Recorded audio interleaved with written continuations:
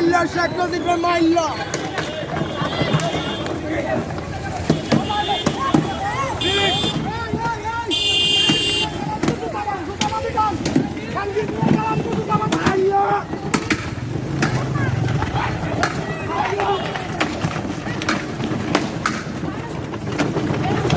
ওই যে আরবের যুগের ভিতরে একটা ইয়ে ছিল না, দোষ করতে আর গলার মুখে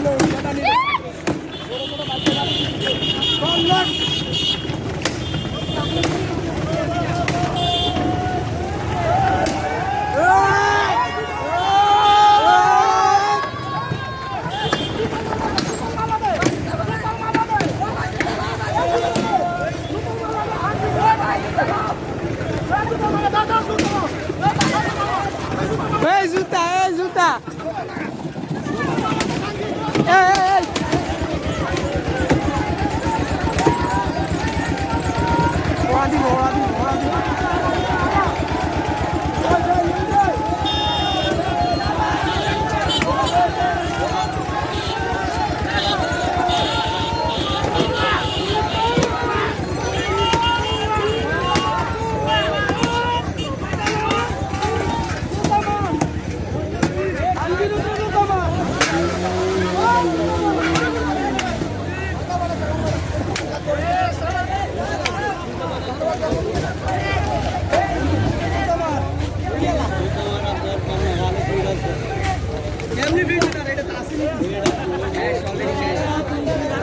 সম্ভবত এভাবে পুড়ে চাই হয় জালিমের কারখানা, জালিমের সমাপ্তি এভাবে পুড়ে শেষ হয়।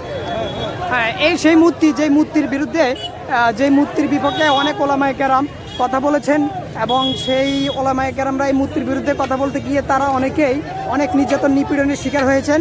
সেই কুখ্যাত সন্ত্রাসী শেখ হাসিনা এই মূর্তিকে লক্ষ্য করে, এই মূর্তিকে উদ্দেশ্য করে অনেক ওলামায়ে কেরামকে জেলের মধ্যে অনেক নির্যাতন নিপীড়নে তাদের জীবনকে অনেক অতিষ্ঠ করে তুলেছেন।